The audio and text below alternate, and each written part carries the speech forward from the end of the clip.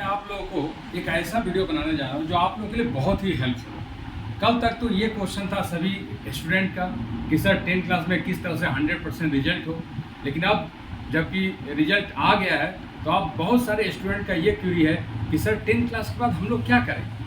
ये बहुत ही अहम फैसला है और इसको आप लोग बहुत ही ध्यान से लीजिएगा कि 10th क्लास के बाद क्या करें ताकि आप लोग के आगे का लाइफ जो है अच्छा हो।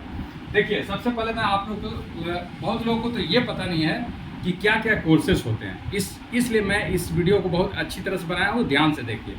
पहले तो कोर्सेज जानिए कि आप लोगों को 10th क्लास के बाद क्या क्या कोर्सेज हैं। देखिए, कोर्सेज यहाँ 3 कोर्सेज हैं। जनरल कोर्स है, प्रोफेशनल कोर्स है और शॉर्ट टर्म कोर्सेज।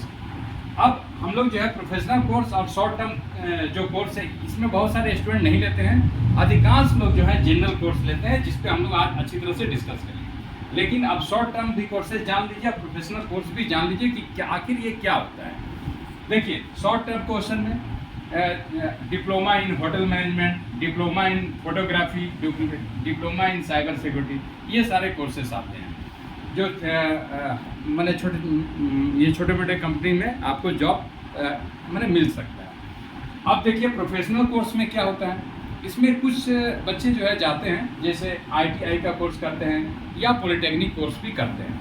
अब ये पॉलिटेक्निक वगैरह कर लेने से क्या होता है कि आगे चलकर आप लोगों को BTech वगैरह में, MTech वगैरह में हेल्पफुल होता है। लेकिन अधिकांश बच्चे जो है जनरल कोर्स करते हैं।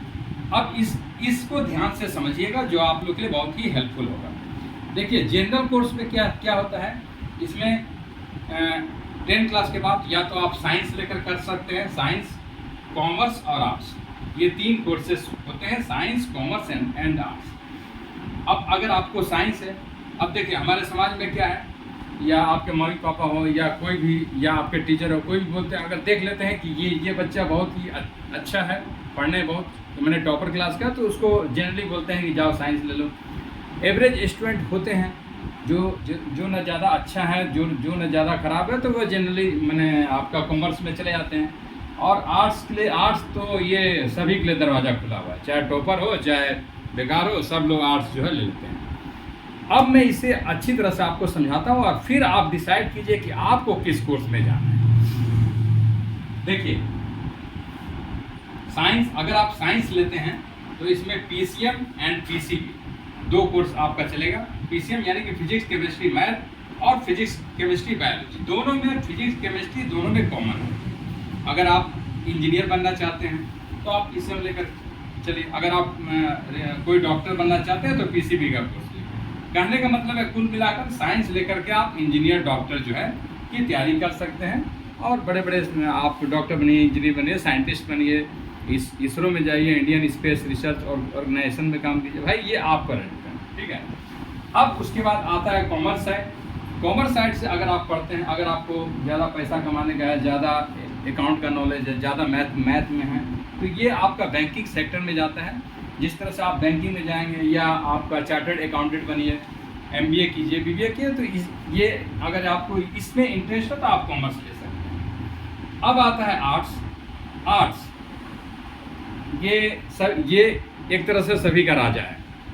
इसमें क्या है, आपका कोई भी गवर्नमेंट सेक्टर में आपका जॉब करना चाहते हैं, या UPSC का तैयारी है, या BPSC का तैयारी है, या सिविल सर्विसेज है, लॉयर बनिए, टीचर बनिए, ठीक है, और आपका कोई भी सर्विस कीजिए, IAS ऑफिसर बनिए, IPS बनिए, बहुत सारे लाइन हैं। तो ये हुआ आर्ट्स। मैं ये नहीं बोल रहा हूँ कि केवल आर्ट्स के स्टूडेंट ही IAS बन सकते हैं।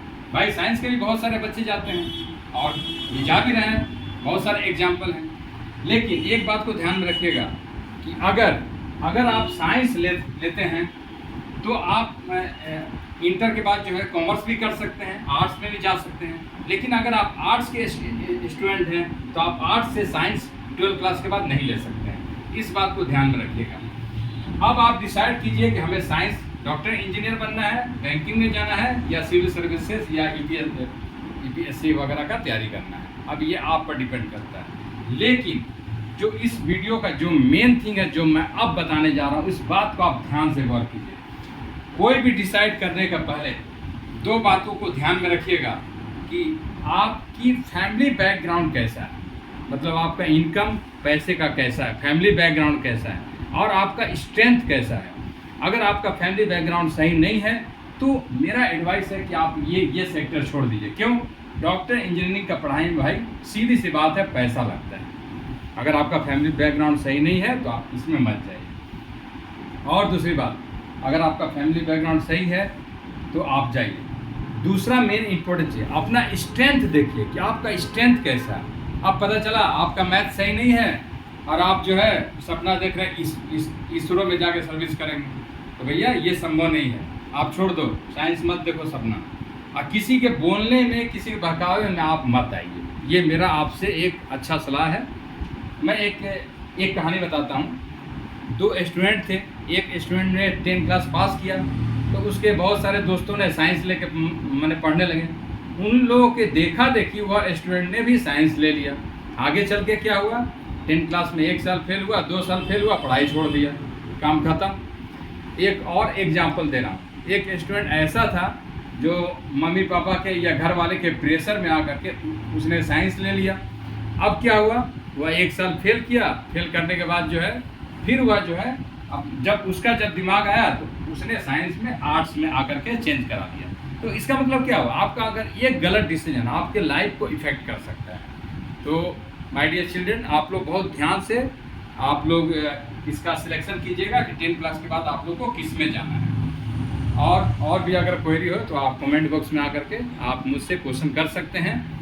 और मैं किसी भी वीडियो में आप लोग से नहीं बोलता हूं कि आप इसको लाइक कीजिए, शेयर कीजिए, लेकिन इस वीडियो में मैं आप लोग सभी लोग से रिक्वेस्ट करूंगा कि इसको लाइक कीजिए, शेयर कीजिए और बहुत सारे अपने फ्रेंड को शेयर कीजिए, ताकि उन लोगों का भी जो सिलेक्शन का जो ये है वे भी अपना एक अच्छा डिसीजन बना सके और अच्छा डिसीजन ले सके। Thank you so much, best of luck.